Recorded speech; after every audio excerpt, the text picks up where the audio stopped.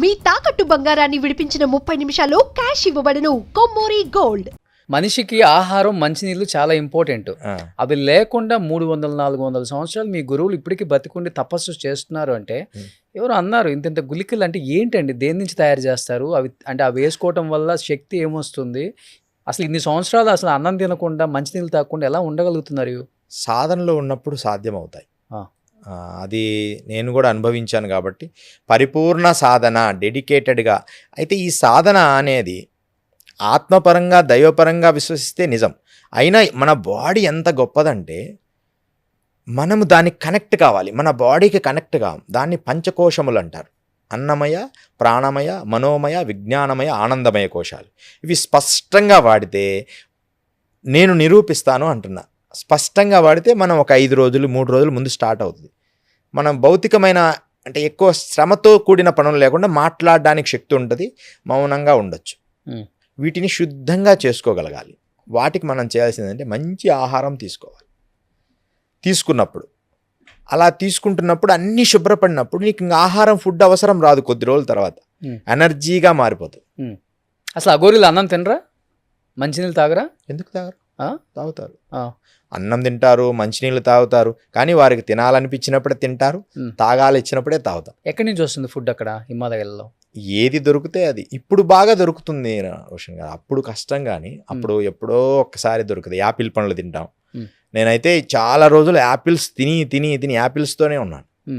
Apples తీసుకొచ్చుకోవడం, అక్కడ మన చింత అన్ని యాపిల్స్ చెట్లే ఉంటాయి. మన పైన మంచుకొండలు అక్కడ ఉండవు. మనకి గంగోత్రి వరకు యాపిల్ చెట్లు ఉంటాయి. ఆ తర్వాత యాపిల్ చెట్లు ఉండవు. మనం ఏదైనా స్టోర్ చేసుకొని మేము ఎలా చేశానంటే అక్కడ నేను మాత్రం కొన్ని రోజులు ఎండిపోయిన రొట్టెలను ట్రావెల్ చేశాను. నేను వారి దగ్గరికి వెళ్ళినప్పుడు మాత్రం వారు ఆహారం తినేటట్టుగా నాకేం కనిపించలేదు. వాళ్ళు మనం పెడితే తింటారుగా, లేకపోతే తపస్సులో ఉంటారు. వాళ్ళు తిన్నట్టుగా నేను ఎప్పుడు గమనించలేదు. ఎప్పుడు తినకపోయినా ఉంటారు, తినగలిగితే తింటారు. ఇది ఎలా సాధ్యమైందని ఒక కథ చెప్తా. మనం దరాస్ అంటే ఉత్తర కాశీ వెళ్ళేటప్పుడు దరాస్ అని ఒక ప్లేస్ వస్తుంది హిమాలయస్లో. అక్కడ గంగాదాస్ త్యాగి అని ఒక మహాసిద్ధ పురుషుడు ఉండేవారు. ఆయన పేరు గంగాదాస్ త్యాగి. వారు రోజు రాత్రి 11 గంటలకు పర్వత లోయల్లో నుంచి బయటకు వస్తారు ఆశ్రమానికి. తర్వాత తెల్లవారుజామున 6-7 గంటలకు మళ్ళీ లోపలికి వెళ్ళిపోతారు. ఇంకా మరుసటి రోజు రాత్రి మళ్ళీ 11 గంటలకు వస్తారు కుటీరంకి. ఎప్పుడు వారు తపస్సులో ఉంటారు. అంతసేపు ఉన్నాను నేను చూశాను, కానీ వారు భోజనం కానీ ఆహారం కానీ తిననట్టు నేను చూడలేదు. ఒకసారి మాత్రం వారు గంజాయి తాగారు. అంటే ఇలా చిలుం పీల్చారు. నాకు కూడా ఇచ్చారు. నాకు అవి అలవాట్లేదు. ఓ నమస్కారం చేసుకుని పక్కన వాళ్ళకి ఇచ్చా. మహారాజ్ వచ్చినాయి అంటే మేము బాధపడాల్సిన పని లేదు, తీసుకోవాల్సిన పని లేదులే అన్నారు. మరి ఎలా సాధ్యమవుద్ది? ఎముకల గూడులాగా పూర్తి చైతన్యావస్థలో ఒక భోజపత్రాన్ని మాత్రమే కౌపీనంగా ధరించిన గంగాదాస్ త్యాగి. వీరిని నేను చూశాను. ఎప్పుడు అన్నం తిన్నట్టు నేను గమనించలేదు. ఎన్ని సంవత్సరాలు ఉంటాయి ఆయనకి? వారికి ఒక 170 పైన ఉంటాయని అన్నారు. అక్కడి వారు 100 పైనే ఉంటాయని వారు అన్నారు. కానీ మనకు క్లారిటీగా తెలియదు. వాళ్ళు చెప్తున్నారు అక్కడ వాళ్ళు, మా తాతల నుంచి ఈయన ఇలాగే ఉన్నారు, ఎప్పుడు చూసినా ఒకే రకంగా ఉంటారు. ఇది సాధ్యము అనేది మాత్రం నేను నిరూపించాలని నా తపన. కానీ ఇప్పుడు అక్కడ మంచు కొండలు, అసలు చలిలో ఎప్పుడు చూసినా కానీ ఒంటి మీద బట్టలు లేకుండా ఉంటారు కదా గోరీలు. కానీ మీరు అన్నట్లుగా ఒక చిన్నది ఏదో కట్టుకొని, అది మీరు ఇనిషియల్గా మీరు అన్నారు నేను వెళ్ళిన కొత్తలో ఆ చలికి ఉండలేకపోయానని. ఎన్ని సంవత్సరాలు పట్టింది మీ బాడీకి అలవాటు అవ్వటానికి? ఆ చలిలో ఎంత మైనస్లో అయినా ఉండటానికి అలవాటు పడటం అంటే అంత ఈజీ కాదు ఒక శరీరం. దానికి ప్రాణాయామ ప్రక్రియలు ఉన్నాయి, కపాలభాతి ప్రక్రియలు ఉన్నాయి. అవన్నీ మేము నేర్చుకున్నా. చైనీస్ ఉంటారు కదా, చైనీస్ మాంక్స్ దగ్గర కొంతకాలం నేను శిక్షణ పొందా ఈ మంచుకొండల్లో ఉండడానికి. చైనాకి సంబంధించిన అంటే టిబెట్కి సంబంధించిన ఒక మాంక్స్ వాళ్ళు. వాళ్ళు ఆ ప్రక్రియలన్నీ నేను బాగా ప్రాక్టీస్ చేశాను. భస్త్రికం చేసిన తర్వాత నేను కూడా ఓన్లీ గోనె సంచి మాత్రమే కొట్టుకొని జీవించేవాడిని. అంటే ఏ స్వెటర్స్ కానీ, అసలు వర్షం పడుతూ ఉంటుంది, బీభత్సమైన వర్షం అయినా సరే హాయిగా అసలు చలి వణికిన అసలు వణకడ ఏమైనా కానీ అలా తపస్సు కొండడమే. అంటే దేహం దానికి అలవాటు పడుతుంది. ఏ వస్తువైనా మనం ఒక 20 రోజులు ప్రాక్టీస్ చేస్తే దానికి కొంచెం కొంచెంగా దేహం దానికి అలవాటు పడుతుంది. కానీ ఇప్పుడు యోగులు అంటే ఎవరు, మునులు అంటే ఎవరు, అఘోరీలు అంటే ఎవరు? వీళ్ళందరూ ఉండేది హిమాలయాల్లోనే కదా. వాళ్ళ పేర్లు అంతే. అంటే ఏంటి అసలు అది ఎట్లా? యోగులన్నా ఎవరైనా పీస్ ఆఫ్ మైండ్, రిలాక్స్గా ఉండడం, వారి సంకల్పాలని విశ్వంలోకి లయము చేసి అందరినీ రక్షించడానికి సహకరించడం, వాళ్ళు ప్రయత్నం చేస్తూనే ఉంటారు. ఇప్పుడు ఆయుర్వేదం అంటారు, హోమియోపతి అంటారు, అలోపతి అంటారు, రకరకాల డాక్టర్స్ ఉన్నారు. వారి లక్ష్యం ఏంటి? ఏదో రకంగా వాళ్ళ వ్యాధిని తగ్గించాలి, అంతే కదా. వారి లక్ష్యం, డాక్టర్ లక్ష్యం వ్యాధిని తగ్గించాలి. యోగుల లక్ష్యం మనుషుల్ని శాంతింపచేయాలి, వారిని మంచిగా ధర్మ మార్గంలో నడిపించాలి. అంటే ధర్మ మార్గం అంటే ఒక దైవంతో కనెక్ట్ అని నేను అనను. ఏదో దైవం అంటే ఈ శివుడు, పరమేశ్వరుడు, రాముడు, కృష్ణుడు, ఇవన్నీ చైతన్య అవస్థలు. అలా కాదు, అసలు మనిషిగా బ్రతకడం నేర్చుకోవాలనేది నా అభిప్రాయం. అది మిస్ అవుతున్నారు. దేవుడు ఎన్ని పక్కన పెట్టింది, అదంటే మా వ్యక్తిగత విషయం. అంటే ఒక యోగి లక్షణం అది. ఒక సాధకుడు పరమేశ్వరుని చూడాలనే తపనలో ఉంటాడు. కానీ మనిషి ఎలాంటి స్థితికి వచ్చాడంటే ఇప్పుడు అసలు మనిషి అనేది ఒక మనిషి ఎలా బ్రతకాలి? ఇదిగో ఇలా కష్టపడాలి, ఎంతవరకు అవసరమో అంతవరకు కష్టపడి పని చేయాలి, సంపాదించాలి, దాన్ని ఎలా వినియోగించాలి, అది మర్చిపోయి మనిషిని మనిషిగా చూడకుండా ఒకరిని నాశనం చేయాలనే స్థాయికి వెళ్ళిపోతున్నారు. క్లియర్గా కనపడుతుంది ప్రపంచం. ఒకలా మన ప్రశాంతంగా ఉన్న వెనక నుంచి ఏదో ఫోర్సుల్లాగా అందరూ కలిసిగట్టి అది ఇది కులము, మతము, జాతి, వర్గము, భేదాలు, ఇవి అసలు యోగులు ఎప్పుడు ఇవి కోరుకోరు. యోగుల్లో కూడా అన్ని రకాలు ఉంటారు కాబట్టి అందరూ ఉంటారు, అన్ని యోగులు ఉంటారు, అందరూ చాలా సన్నిహితంగా ఉంటాం, అందరినీ ఒకరినొకరు గౌరవించుకుంటాం. ఎంత గౌరవించుకుంటామనేది నా మనస్సాక్షి తెలుసు. ఒకసారి నేను కాళీ యోగిని దర్శించడానికి వెళ్ళాను ఒక దగ్గర. ఆయన దర్శించడానికి వెళ్ళినప్పుడు అసలు ఆయన దగ్గర ఏ పదార్థాలు లేవు. అంటే వండర్స్ అని అడిగావు కదా, వాళ్ళు ఎంత ప్రేమ, వాళ్ళ శక్తిని వాడాల్సిన అవసరం లేదు అక్కడ. నిజంగా మీరు అంటే విషయాన్ని చెప్పడానికి రహస్యాన్ని చెప్తున్నాను. అంతకు ముందు రోజు మధ్యాహ్నం తీసుకున్న ఆహారమే నేను కొంచెం తీసుకుంటాను, నేను కూడా లైట్గా, చాలా లిమిటెడ్గా. ఆ పర్వతం ఎక్కాను. గురువుగారు, ఎందుకు వచ్చావండి బాబు ఇక్కడికి, ఏముంది ఇక్కడ అన్నారు ఆయన. కాదండి, మిమ్మల్ని చూడాలనిపించింది, అందరూ చెప్పారు ఇట్లా మహాసిద్ధ పురుషులు మీరు, ఇక్కడ కొండ జాతి వాళ్ళు చెప్పారని చెప్పి నడుస్తూ అక్కడికి వెళ్ళడం జరిగింది. అక్కడ ఆయన చెప్పిన మాటలు, ఎందుకు వచ్చావు ఏంటి అని అడిచి కొంచెం కోపగించుకున్నారు. మా సాధన భగ్న, ఇదంతా సాధన జరిగే స్థలం కాదు నాన్న, నువ్వు చిన్నవాడివి, మంచిగా సాధన చేసుకొని ఏదో చెప్పారు. కానీ అక్కడ చిన్న గుహ రోషన్, ఒక 6x6 అంతే అది. ఆ గుహ దాంట్లో ఏమీ లేవు, 2 మట్టి పాత్రలు ఉన్నాయి, కుండలు. ఒక కుండ మీద ఇంకొక కుండ ఇలా బోర్లించేసి అలా ఉన్నాము. నాకు బాగా బడలికగా ఉంది. కొంచెంసేపు నేను అలా కళ్ళు మూసుకొని అట్లా పడుకున్నాను.